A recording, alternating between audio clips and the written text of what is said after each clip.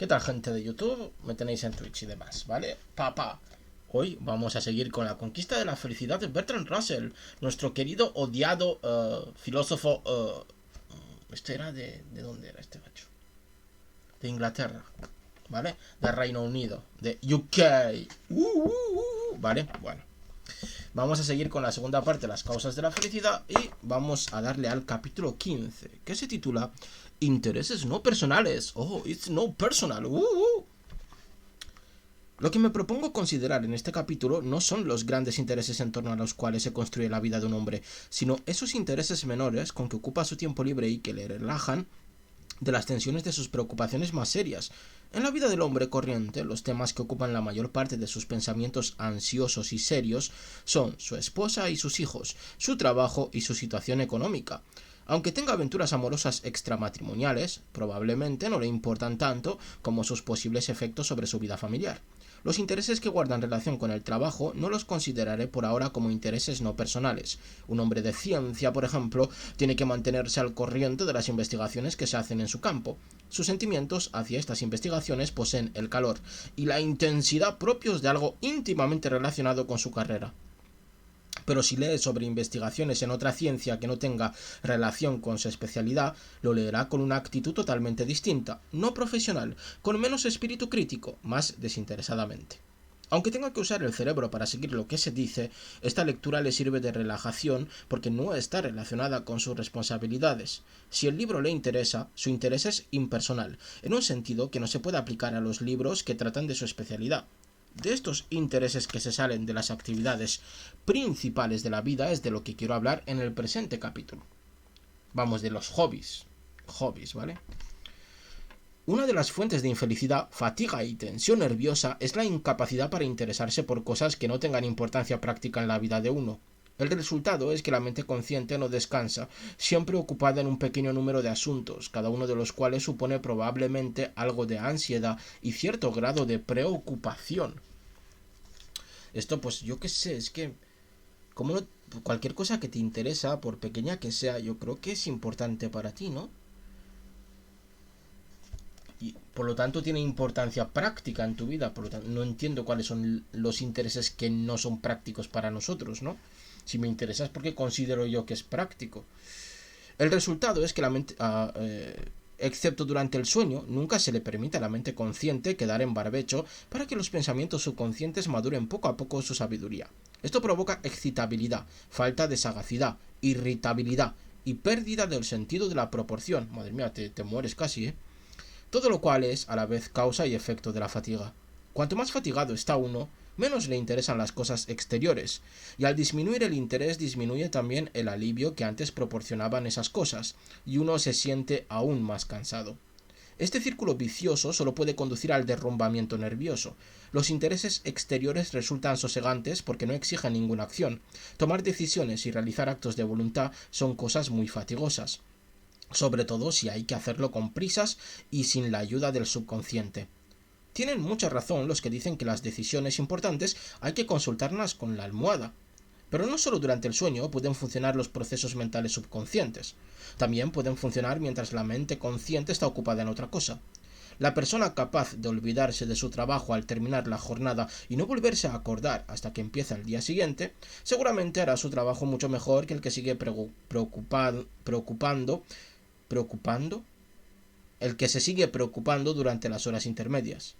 Y resulta mucho más fácil olvidarse del trabajo cuando conviene olvidarlo si uno tiene muchas más cosas que le interesen, aparte del trabajo. Sin embargo, es imprescindible que estos intereses no exijan aplicar las mismas facultades que han quedado agotadas por la jornada laboral. No deben exigir fuerza de voluntad y decisiones rápidas, no deben tener implicaciones económicas, como ocurre con el juego, y en general no deben ser tan excitantes que provoquen fatiga emocional y preocupen al subconsciente, además de la mente consciente. Esto es muy interesante porque hemos llegado a una época en casi todos los hobbies que tenemos, casi todos nuestros hobbies, pueden ser mercantilizados. De hecho, un hobby que yo estoy haciendo ahora, que es leer, ¿vale? Que es interesarme por la lectura y todas estas cuestiones, puede ser mercantilizado en una plataforma como Twitch. Entonces, algo que yo ya haría de gratis puede ser mercantilizado, lo que lo convierte en una especie de trabajo o en un trabajo per se. Por lo tanto, deja de ser algo que yo hago por gusto y se convierte en una obligación cuando yo dependo económicamente de ganarme la vida con lo que antes se consideraría un hobby, ¿no? Entonces vemos que aquí lo que nos está diciendo Bertrand Russell es que debemos de tener hobbies, prácticas que no se asemejen al trabajo. Porque si todo lo que hacemos es trabajo, o lo consideramos un trabajo, al final nos llega esa fatiga que casi nos mata, ¿no? O que nos mata.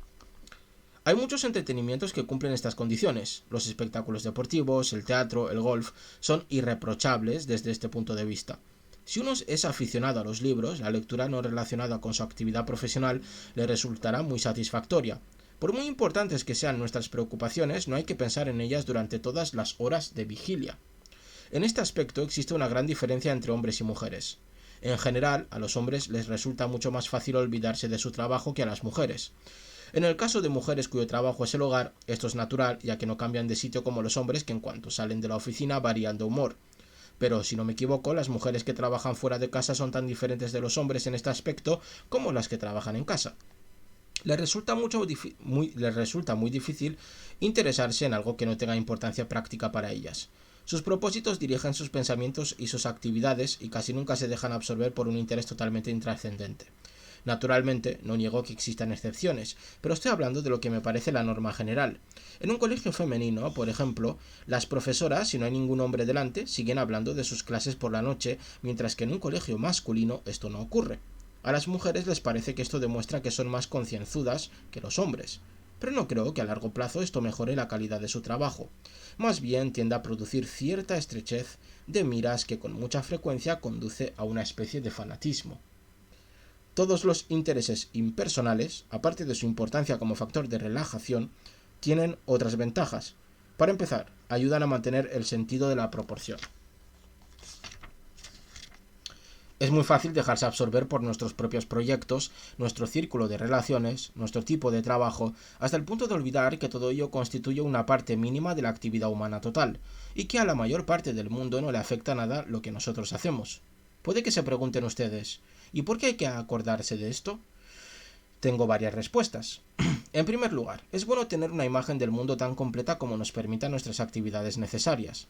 Ninguno de nosotros va a estar mucho tiempo en este mundo, y cada uno, durante los pocos años que dure su vida, tiene que aprender todo lo que va a saber sobre este extraño planeta y su posición en el universo.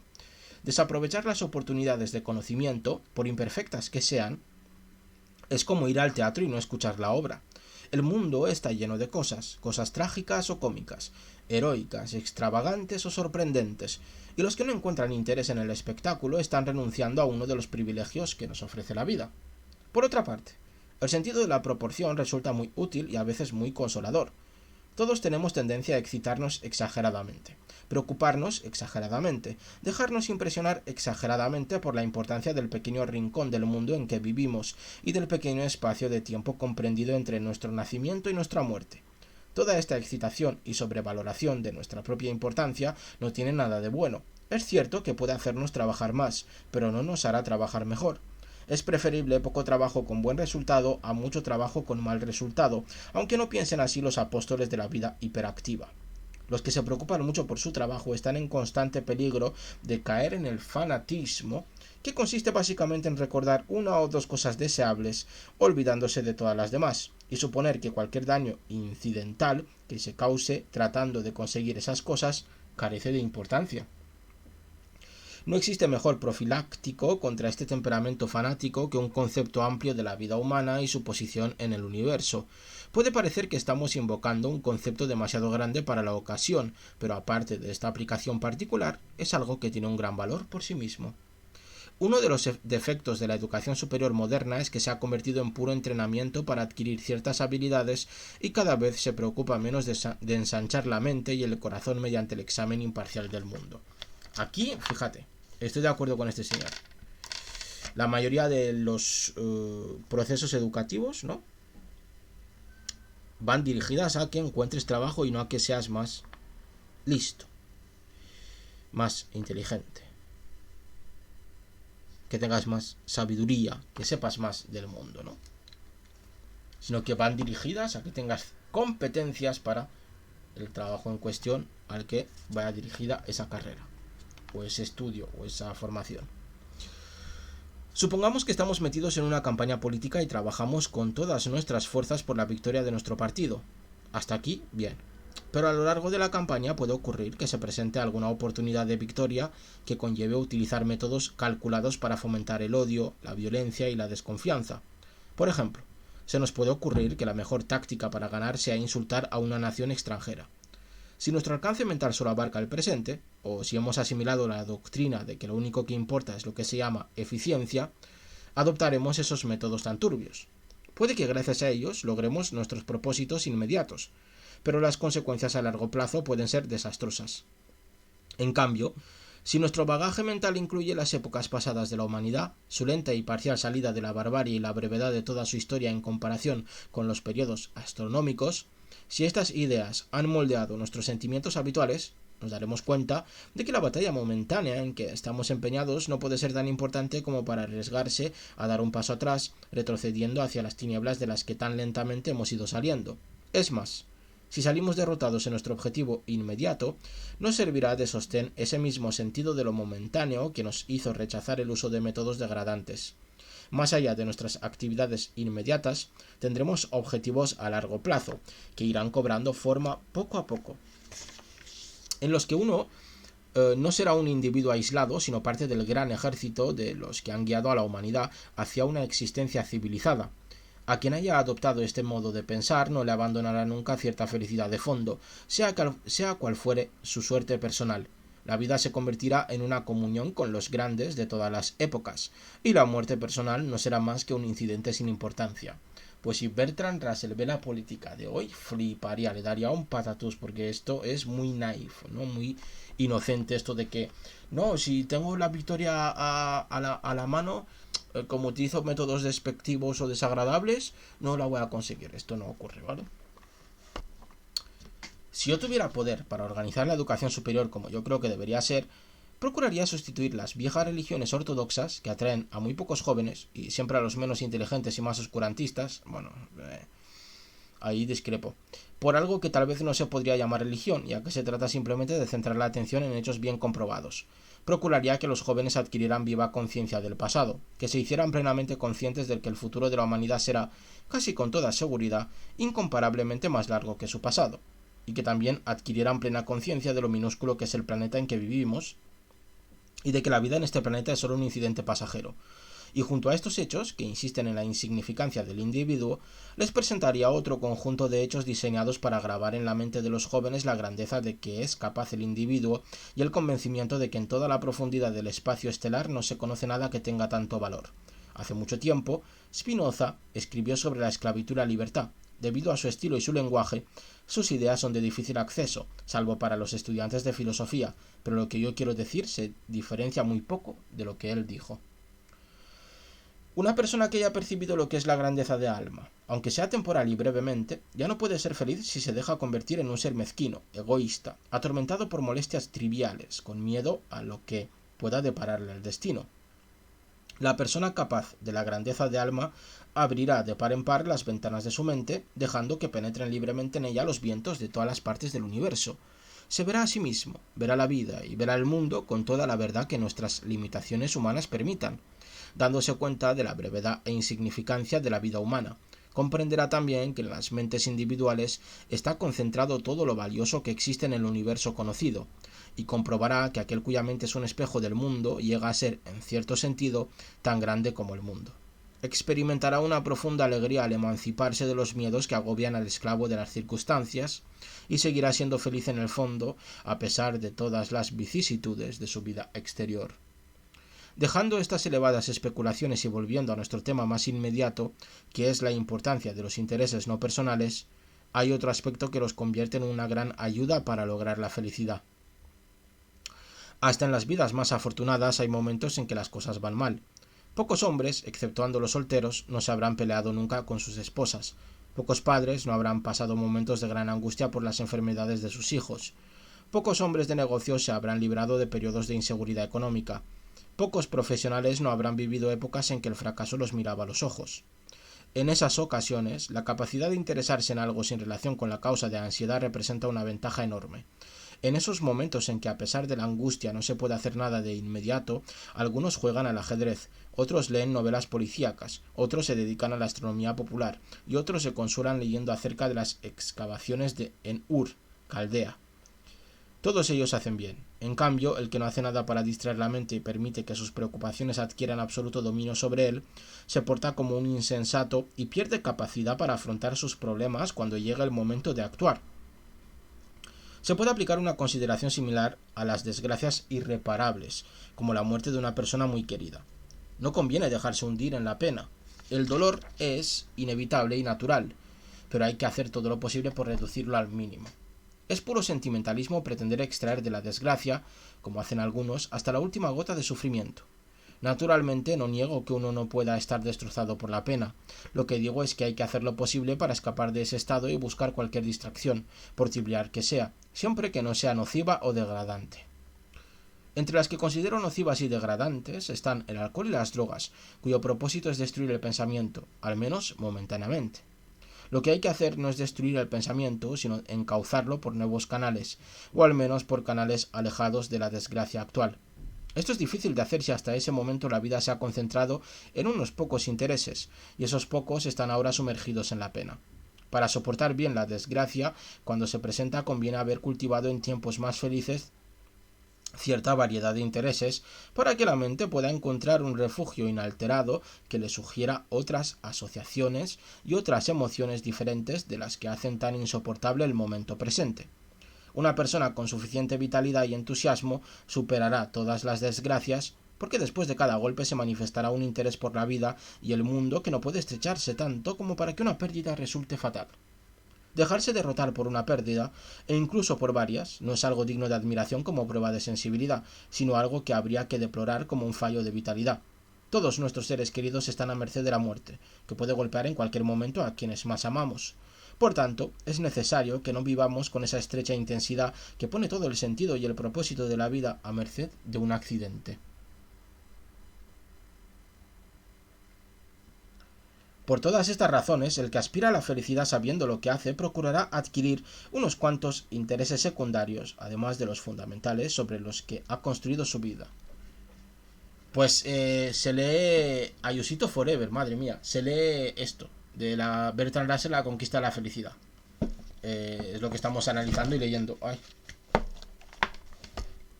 Que bueno, yo no estoy muy de acuerdo con él, pero lo estamos leyendo para ver qué contaba, porque fue un filósofo muy popular en su tiempo, ¿vale? Es de... Pero solo lee, analiza un poco, hombre. ¿Tendré que leer para analizar o qué? Tendré primero que leerlo, porque yo no lo he leído este libro. Aquí termina el capítulo de las causas no personales y lo que te está diciendo básicamente es que tengas hobbies y que no lo dejes todo al trabajo. Es lo que está diciendo básicamente y que no debemos de amargarnos en la pena. ¿De este señor con una hoja leída? No. No hay mucho análisis que hacer con una hoja leída de este señor. De este señor la verdad es que no. De hecho he resumido en un capítulo con 3 palabras. No, este señor lo siento mucho pero no. Es bastante malo, por lo menos este libro. Que es una pena que mi razonamiento no sea capaz. Analícelo usted, pues. Y nos está diciendo que pues eso, que tengamos hobbies, básicamente, y que cuando llegue la pena nos refugiemos en ellos. Que si tienes un mal día en el trabajo, que te refugies en pues lo que te guste. Por eso el problema de los hobbies que se convierten en trabajos, que no son más que pues que dejan de ser hobbies. Entonces, si todo el día estás trabajando, pues no tienes un hobby en el cual refugiarte y por lo tanto vivirás en la pena. Bueno, esto tampoco es que sea algo muy... Me parece muy happy flower pensar que la pena no es un motor, ¿no? Al fin y al cabo, la pena y la tristeza son motores, nos hacen avanzar aunque no lo parezca. Obviamente, no estoy hablando de una depresión, sino que estoy hablando de la pena. La pena por algo te hace avanzar y además la pena es necesaria. Huir de la pena pues nos hace frívolos. Realmente un mundo donde solo estemos sonriendo es un mundo frívolo. Realmente frívolo. Y vamos a seguir, pero antes voy a tomar agüita.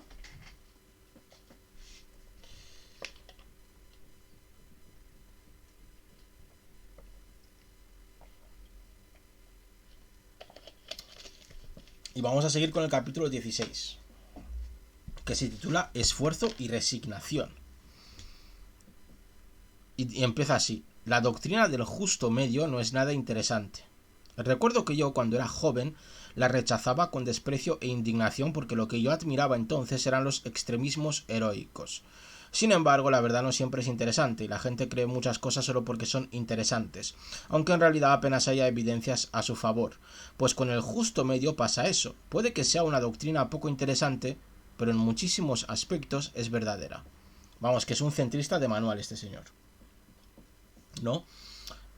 Aunque la doctrina del justo medio habla de más cosas, pero bueno, que tampoco es que sea muy válida hoy en día. Porque el centro no existe, ¿vale? Ni en la realidad, ni en la política, ni en la economía, no existe el equilibrio, ¿vale? No existe en la naturaleza el equilibrio. Un aspecto en el que es necesario atenerse al justo medio es la cuestión del equilibrio entre esfuerzo y resignación. Ambas doctrinas han tenido defensores extremistas. La doctrina de la resignación la han predicado santos y místicos. La del esfuerzo la han predicado los expertos en eficiencia y los cristianos esforzados, que son protestantes. Esos cristianos esforzados, ¿vale? Ya diréis cuál elegís, si la primera o la segunda. Yo me quedo con la de los místicos. El taylorismo no me gusta mucho. Cada una de estas escuelas enfrentadas tenía su parte de verdad, pero no toda la verdad. En este capítulo me propongo intentar equilibrar la balanza y empezaré hablando a favor del esfuerzo. Pues mal empezamos. Se nota que usted es protestante. Excepto en muy raros casos, la felicidad no es algo que se nos venga a la boca, como una fruta madura, por una mera concurrencia de circunstancias propicias. Por eso he titulado este libro La conquista de la felicidad, porque en un mundo tan lleno de desgracias evitables e inevitables, de enfermedades y trastornos psicológicos, de lucha, pobreza y mala voluntad, el hombre o la mujer que quiera ser feliz tiene que encontrar maneras de hacer frente a las múltiples causas de infelicidad que asedian a todo individuo. Que te muevas, hombre. En algunos casos excepcionales puede que no se requiera mucho esfuerzo. Un hombre de buen carácter que herede una gran fortuna, goce de buena salud y tenga gustos sencillos puede pasarse la vida muy a gusto y pensar que no es para tanto. Una mujer guapa e indolente que se case con un hombre rico que no le exija ningún esfuerzo y a la que no le importa engordar después de casada, esto no sé a qué tiene que ver esto con... También podrá disfrutar de cierta dicha perezosa, siempre que tenga buena suerte con sus hijos. Pero estos casos son excepcionales. La mayoría de la gente no es rica, muchas personas no nacen con buen carácter, muchos tienen pasiones inquietas que hacen que la vida tranquila y ordenada les parezca insoportablemente aburrida. La salud es una bendición que nadie tiene garantizada para siempre, el matrimonio no es invariablemente una fuente de felicidad. Por todas estas razones, para la mayoría de los hombres y mujeres, la felicidad tiene que ser una conquista y no un regalo de los dioses.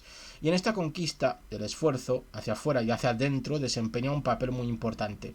En el esfuerzo hacia adentro está incluido también el esfuerzo necesario para la resignación.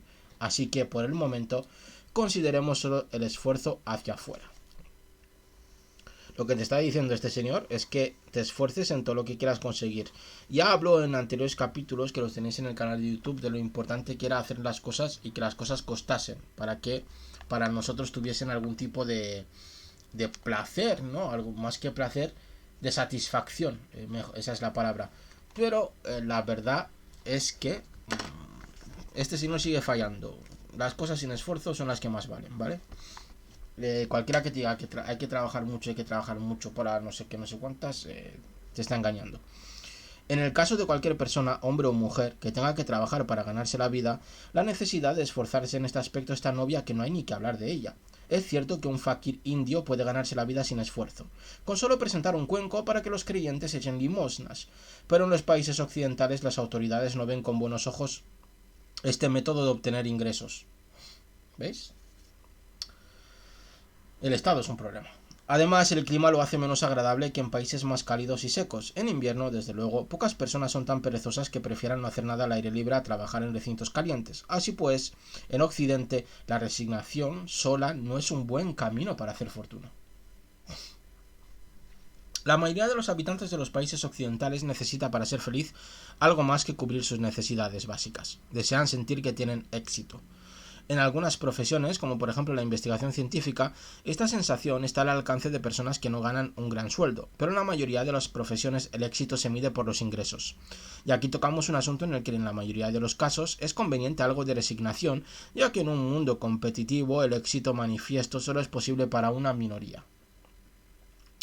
El matrimonio es una cuestión en que el esfuerzo puede ser necesario o no, según las circunstancias. Cuando un sexo está en minoría, como ocurre con los hombres en Inglaterra y con las mujeres en Australia, los miembros de ese sexo no suelen tener que hacer muchos esfuerzos para casarse si lo desean. En cambio, a los miembros del sexo mayoritario les ocurre lo contrario.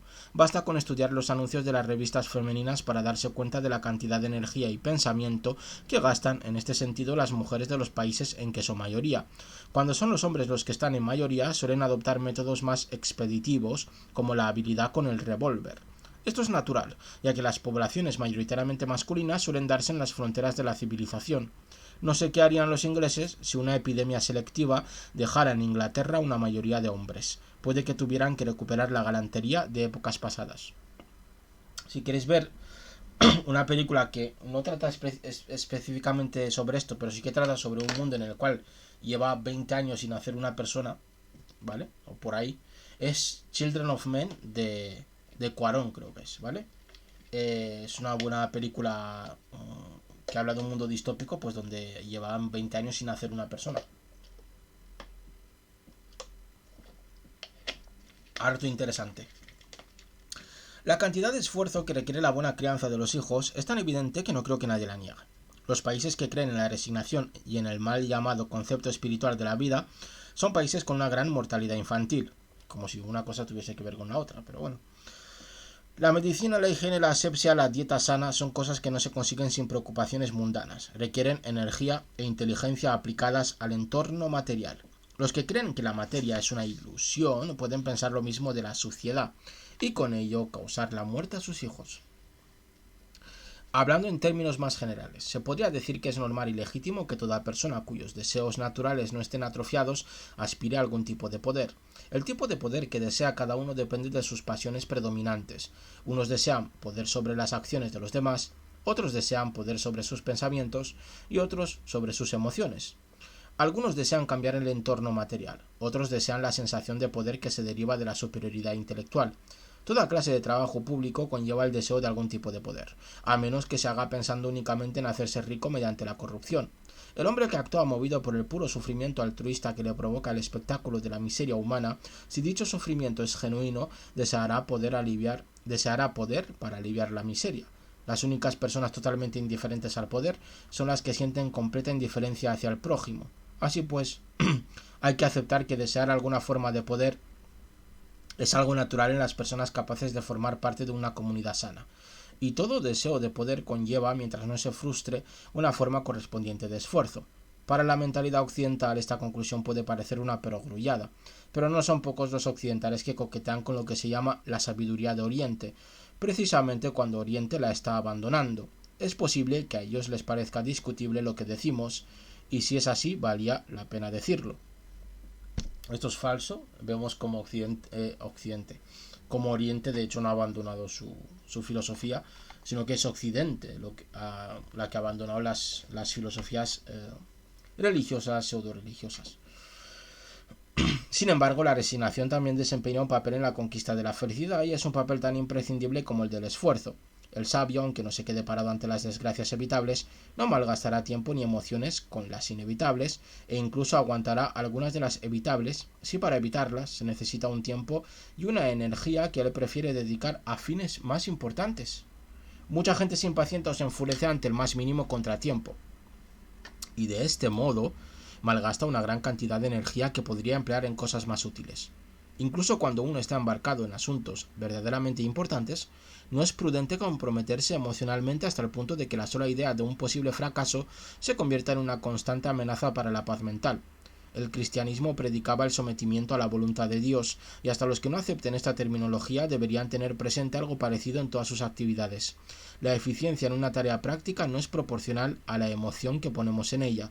De hecho, la emoción es muchas veces un obstáculo para la eficiencia. Ojo, esto va en contra de lo de pon pasión a tu trabajo, porque aquí está diciendo todo lo contrario. Tienes que ser eficiente pero no emocional, ¿vale? Tu trabajo no debes ponerle pasión, sino que debes ser eficiente, debes hacerlo lo mejor posible sin ningún tipo de sentimiento. Según este señor, cosa que, pues bueno, la actitud más conveniente es hacerlo lo mejor posible pero contando con los hados. Muy bien.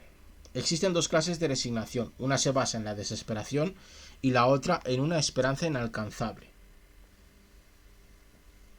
Una es una frustración y la otra es una esperanza vacía. La primera es mala, la segunda es buena. El que ha sufrido una derrota tan terrible que ha perdido toda esperanza de lograr algo bueno puede aprender la resignación de la desesperación y al hacerlo abandonará toda actividad seria. Se resignará y se quedará ahí deprimido en un sillón. Puede disfrazar su desesperación con frases religiosas o diciendo que la contemplación es el fin natural del hombre, pero por muchos disfraces que utilice para ocultar su derrota interior, seguirá siendo una persona inútil y profundamente desdichada. En cambio, la persona cuya resignación se basa en una esperanza inalcanzable actúa de manera muy diferente. Para que dicha esperanza sea inalcanzable, tiene que ser algo grande y no personal. Sean cuales fueren mis actividades personales, puedo ser derrotado por la muerte o por ciertas enfermedades. Puedo ser vencido por mis enemigos. Puedo descubrir que he seguido un camino equivocado que no puede conducir al éxito. Las esperanzas puramente personales pueden fracasar de mil maneras diferentes, todas inevitables. Pero si los objetivos personales formaban parte de un proyecto más amplio que afecta a la humanidad, la derrota no es tan completa cuando se fracasa. El hombre de ciencia que desea hacer grandes descubrimientos puede que no lo consiga. Entonces será un loser.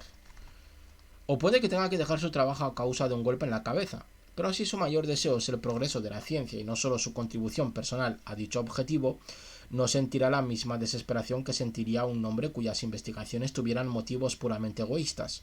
El hombre que trabaja a favor de una reforma muy necesaria puede encontrarse con que una guerra deja todos sus esfuerzos en vía muerta, y puede verse obligado a asumir que la causa por la que trabajó no se hará realidad en lo que le queda de vida. Pero si lo que le interesa es el futuro de la humanidad y no su propia participación en él, no por eso se hundirá en la desesperación absoluta. En los casos que hemos considerado, la resignación es muy difícil, pero hay muchos otros en los que resulta mucho más fácil. Me refiero a casos en que solo salen mal cuestiones secundarias, mientras los asuntos importantes de la vida siguen ofreciendo perspectivas de éxito.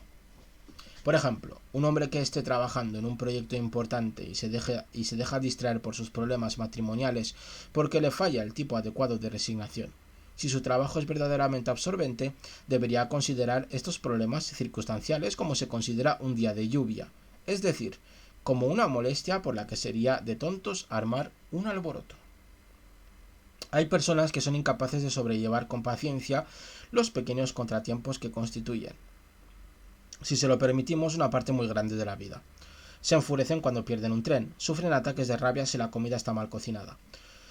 Se hunden en la desesperación si la chimenea no tira bien y claman venganza contra todo el sistema industrial cuando la ropa tarda en llegar de la lavandería. Con la energía que estas personas gastan en problemas triviales, si se empleara bien, se podrían hacer y deshacer imperios. El sabio no se fija en el polvo que la sirvienta no ha limpiado, en la patata que el cocinero no ha cocido, ni en el hollín que el desollinador no ha desollinado. Madre mía, aquí con los juegos de palabras, ¿eh? No quiero decir que no tome medidas para remediar estas cuestiones, si tiene tiempo para ello. Lo que digo es que se enfrenta a ellas sin emoción. La preocupación, la impaciencia y la irritación son emociones que no sirven para nada.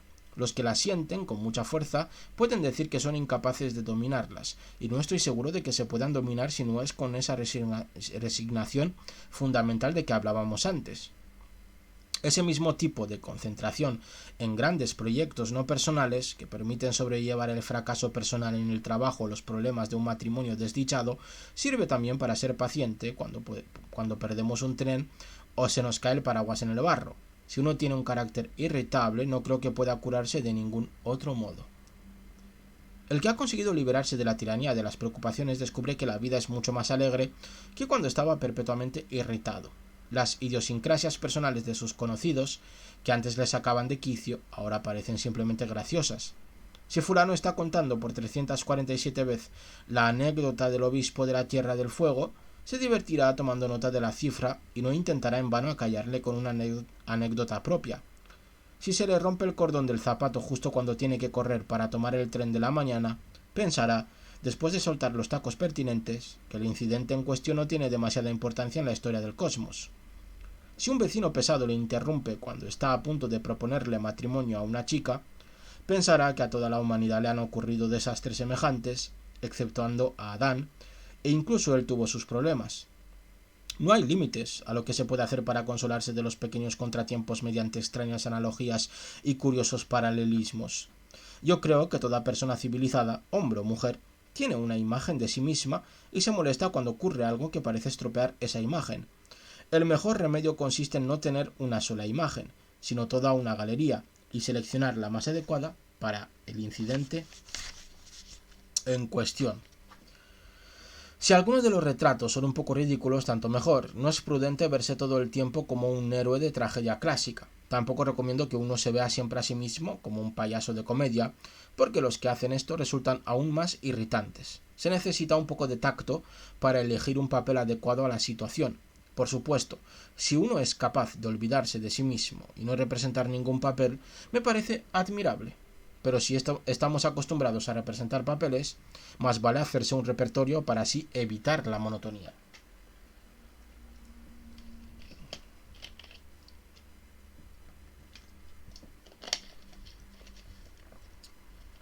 Muchas personas activas opinan que la más mínima pizca de resignación, la más ligera chispa de humor, destruirían la energía con que hacen su trabajo y la determinación gracias a la cual, según creen ellos, consiguen sus éxitos. En mi opinión están equivocadas. Los trabajos que valen la pena pueden hacerlos también personas que no se engañen respecto a su importancia ni a la facilidad con que se pueden hacer. Los que necesitan engañarse a sí mismos para hacer su trabajo deberían hacer un cursillo previo para aprender a afrontar la verdad antes de continuar con su carrera, porque tarde o temprano la necesidad de apoyarse en mitos hará que su trabajo se vuelva perjudicial en vez de ser beneficioso. Mejor es no hacer nada que hacer daño. El tiempo dedicado a aprender a apreciar los hechos no es tiempo perdido, y el trabajo que se haga después tendrá menos probabilidades de resultar perjudicial que el trabajo que hacen los que necesitan inflar constantemente su ego para estimular su energía. Se necesita cierta resignación para atreverse a afrontar la verdad sobre uno mismo. Este tipo de resignación puede causar dolor en los primeros momentos, pero a largo plazo protege, de hecho es la única protección posible, contra las decepciones y desilusiones a que se expone quien se engaña a sí mismo. A la larga, no hay nada tan fatigoso y tan exasperante como esforzarse día tras día en creer cosas que cada día resultan más increíbles. Librarse de ese esfuerzo es una condición indispensable para la felicidad segura y duradera. Conclusión: no hay que ofenderse por tantas cositas, es lo que nos está diciendo aquí. Y hay que aprender a entender que en la vida te encontrarás con dificultades y que muchas de ellas no te dan la importancia que tú les das, ¿vale? Por lo tanto, más que resignarse, hay que saber sobrellevar los aspectos negativos de la vida, cosa que puedes o no estar de acuerdo, pero que resulta bastante interesante. Y bebo un traguito de agua y vamos al último capítulo. Sí, señoras y señores, el último capítulo. Y terminaremos este maravilloso libro. Maravilloso porque nos ha dado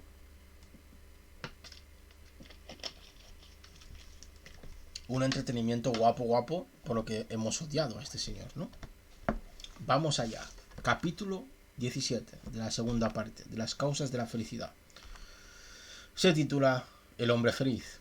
Yo este capítulo lo hubiese puesto aparte, pero bueno, como una conclusión a todo el libro. Vamos a ver qué nos dice.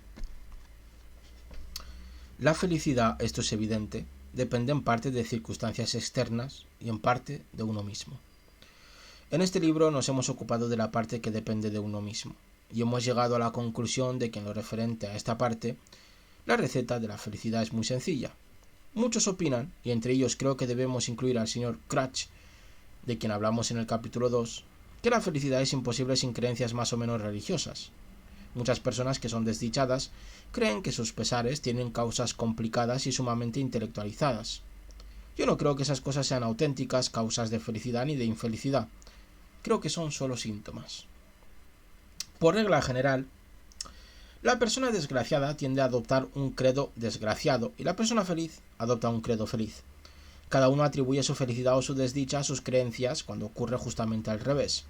Hay ciertas cosas que son indispensables para la felicidad de la mayoría de las personas, pero se trata de cosas simples: comida y cobijo, salud, amor, un trabajo satisfactorio y el respeto de los allegados.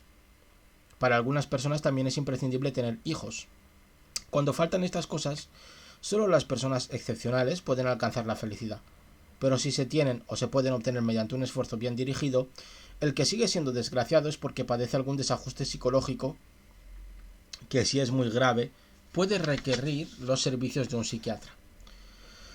Pero que en los casos normales puede curárselo el propio paciente con tal de que aborde la cuestión de la manera correcta. Cuando las circunstancias exteriores no son decididamente adversas, la felicidad debería estar al alcance de cualquiera, siempre que las pasiones e intereses se dirijan hacia afuera y no hacia adentro. Por tanto, deberíamos proponernos, tanto en la educación como en nuestros intentos de adaptarnos al mundo, evitar las pasiones egocéntricas y adquirir afectos e intereses que impidan que nuestros pensamientos giren perpetuamente en torno a nosotros mismos. Casi nadie es capaz de ser feliz en una cárcel, y las pasiones que nos encierran en nosotros mismos constituyen uno de los peores tipos de cárcel. Las más comunes de estas pasiones son el miedo, la envidia, el sentimiento de pecado, la autocompasión y la autoadmiración. En todas ellas, nuestros deseos se centran en nosotros mismos. No existe auténtico interés por el mundo exterior, solo la preocupación de que pueda hacernos daño o deje de alimentar nuestro ego. El miedo es la principal razón de que la gente se resista a admitir los hechos y esté tan dispuesta a envolverse en un cálido abrigo de mitos.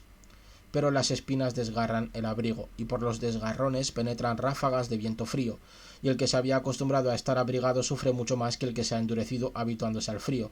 Además, los que se engañan a sí mismos suelen saber en el fondo que se están engañando, y viven en un estado de aprensión, temiendo que algún acontecimiento funesto les obligue a aceptar realidades desagradables. Uno de los peores inconvenientes de las pasiones egocéntricas es que le quitan mucha variedad a la vida.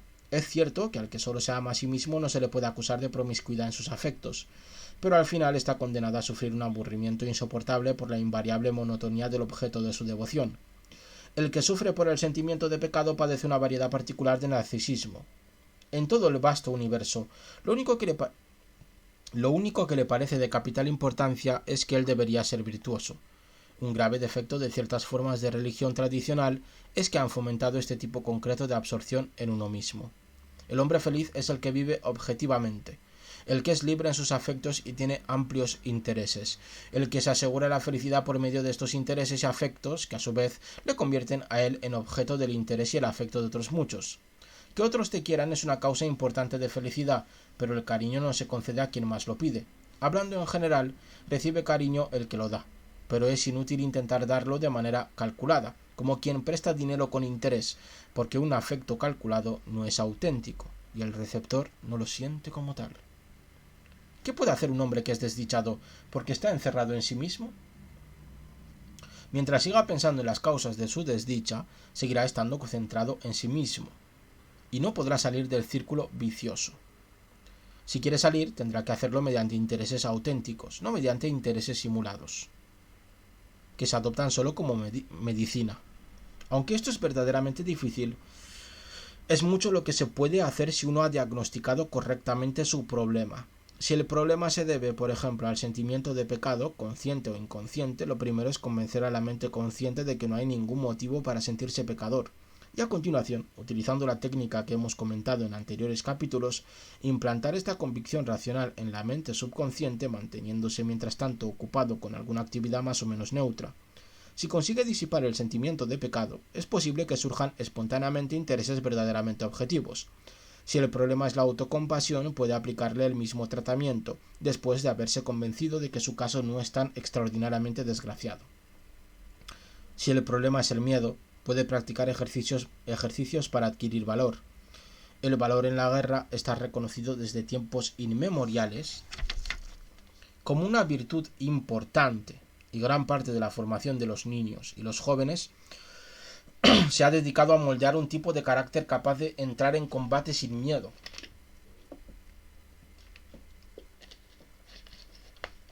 Pero el valor moral y el valor intelectual se han estudiado mucho menos, y sin embargo también tienen su técnica.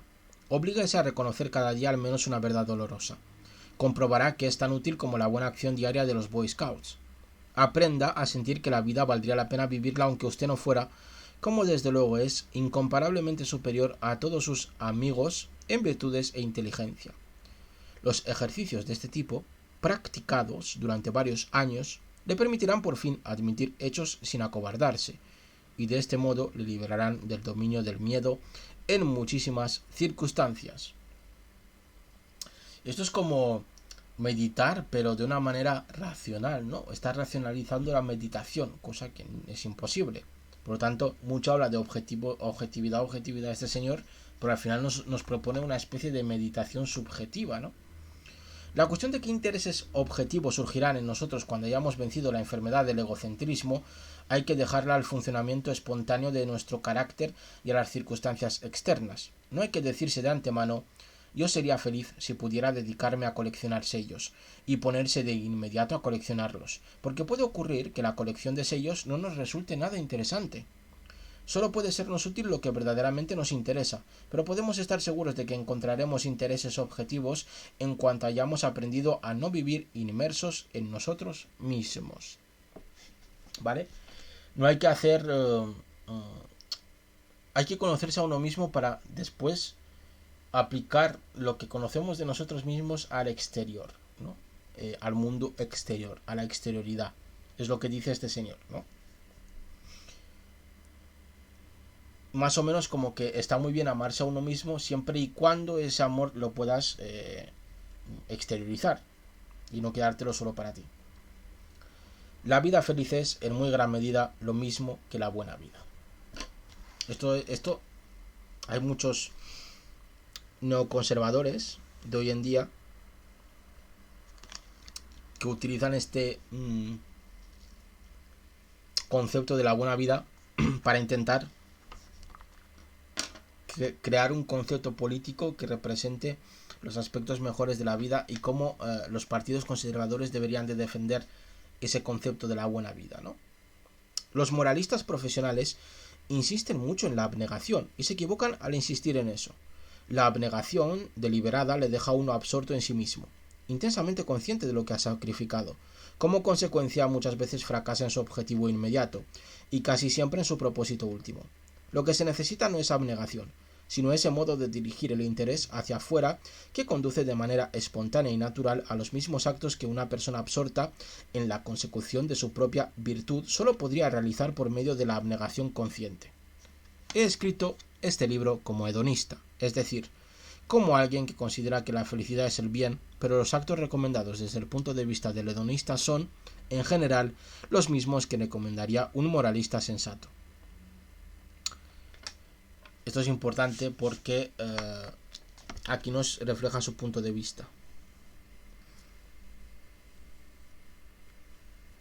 Además, creo que si él se considera hedonista, sería un hedonista bastante equilibrado, ¿no? El moralista, sin embargo, suele tender, aunque desde luego no en todos los casos, a dar más importancia al acto que al estado mental. Los efectos del acto sobre la gente serán muy diferentes, según su estado mental en el momento.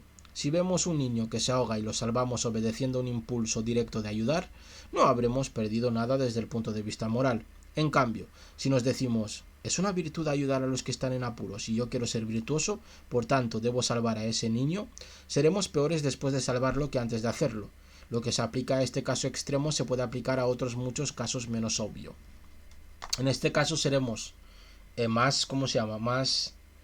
sí, seremos peores personas porque hemos intentado hacer que nuestro acto sea útil, ¿no? Que tenga un beneficio para nosotros en vez de hacerlo porque sí, ¿no? Porque nos ha salido de dentro. Es decir, debemos hacer más caso al impulso que al pensamiento. Existe otra diferencia, algo más sutil. entre la actitud ante la vida que yo recomiendo y la que recomiendan los moralistas tradicionales, es decir, los protestantes religiosos, los pastores, que es a lo que se refiere ahora mismo Russell. El moralista tradicional, por ejemplo, dirá que el amor no debe ser egoísta. En cierto sentido tiene razón, es decir, no debe ser egoísta más allá de cierto punto, pero no cabe duda de que debe ser de tal condición que su éxito suponga la felicidad del que ama. Si un hombre le propusiera a una mujer casarse con él, explicando que es porque desea ardientemente la felicidad de ella y porque además la relación le proporcionaría a él grandes oportunidades de practicar la abnegación, no creo yo que la mujer se sintiera muy halagada. No cabe duda de que debemos desear la felicidad de aquellas a quienes amamos, pero no como alternativa a la nuestra.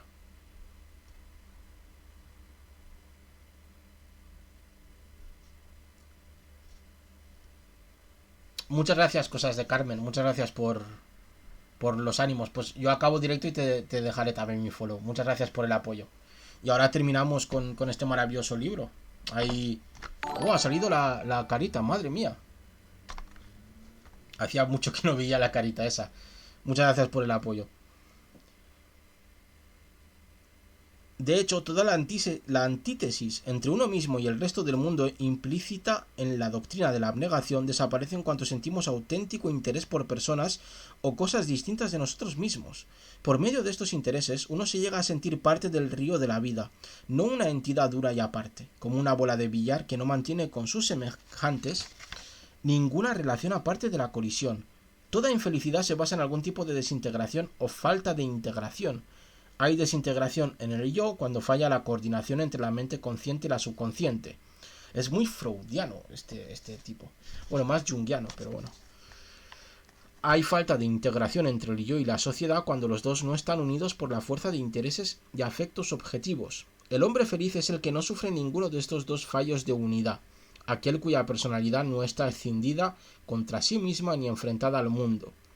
Un hombre así se siente ciudadano del mundo y goza libremente del espectáculo que le ofrece y de las alegrías que le brinda, sin miedo a que la idea de la muerte, porque en realidad no se siente separado de los que vendrán detrás de él. En esta unión profunda e instintiva con la corriente de la vida es donde se encuentra la mayor dicha. Vamos, que tienes que ser casi perfecto, según este señor, para ser feliz. Vamos, tengo que estar... mi yo no tiene que estar en disputa. Con el exterior yo tampoco tengo que pelearme. Vamos, casi tengo que ser Buda. Es lo que nos está diciendo. Que seamos Buda, que lleguemos a la iluminación perfecta, al Nirvana, al Valhalla, a lo que sea, a lo que creáis, y entonces seremos felices. Pues no podremos ser felices nunca. Y con esto terminamos. Hemos terminado otro ensayo más. Ayer terminamos el de España invertebrada de Ortega y Gasset, que lo tenéis todo en el canal, ¿vale? Resubido. No, ayer no. Ayer leímos cuentos. Antes de ayer terminamos el de Ortega y Gasset. Bueno, pero cosas de Carmen, da igual que llegues tarde. Yo hago directos 3 o 4 veces a la semana. Y el resto de cosas la resubo siempre a mi canal de YouTube. Entonces tienes ahí todo este libro leído y más libros leídos y toda la movida. Entonces no te preocupes. Yo siempre a la misma hora suelo hacer directo a la 1 de la tarde, por lo menos en España, que es la hora. A las 12 a veces y suelo terminar por esta hora. Pero no te preocupes que todo esto se resube todo el directo, como todos los demás. El señor en conclusiones, ¿vale? Para terminar, porque yo tengo un poquito de... tengo un poquito de hambre ahora mismo, la verdad, para ser sinceros. Este señor lo que nos está contando es está intentando objetivar la felicidad, ¿vale? Está intentando hacer como una ciencia de la felicidad, dándonos las causas de la infelicidad en la primera parte y las causas de la felicidad en esta segunda parte, ¿no? Y cada capítulo era una causa, tanto de infelicidad como de felicidad. Lo interesante es que utiliza el coaching que tenemos hoy en día, ¿no? De esto de, la felicidad está en uno mismo, si piensas mucho en una cosa, la conseguirás. Todas estas movidas pseudo, pues, espirituales, pseudo psicológicas, pseudo fraudulentas, en muchos casos, por no decir ya fraudulentas, basan su alguno de sus mensajes en este libro. Eso no significa que este libro sea un libro de coaching, porque esto es filosofía, ¿vale? Este señor era un filósofo, que es muy diferente, pero sí que se pueden escoger frases y párrafos que pueden darnos a entender que se trataría de un manual de coaching, ¿no? Pero en realidad no lo es. Ya le hemos metido mucha caña al señor, pobrecico, y ya lo vamos a dejar en paz, ¿vale? Pero que sepáis que este libro sobre todo era muy famoso y él era un filósofo muy popular en su tiempo, es decir, que tuvo bastante, ¿cómo se llama?, influencia, sobre todo sobre sus alumnos, ¿no? Y por lo tanto lo dejamos aquí. Os agradezco enormemente que me hayáis acompañado, como siempre, en mis maravillosos directos. Agradezco a quien haya participado en el chat también, a Cosas de Carmen, y por estar aquí, aunque haya llegado tarde no pasa nada. Y nos vemos como siempre en siguientes directos, que leeremos nuevos libros. Tengo preparado otros 2 libros también de ensayo interesantes. Y seguiremos con los cuentos y con los demás. Nos vemos en siguientes directos. Os mando millones de abrazos, millones de besos. Nos vemos. Chao, chao.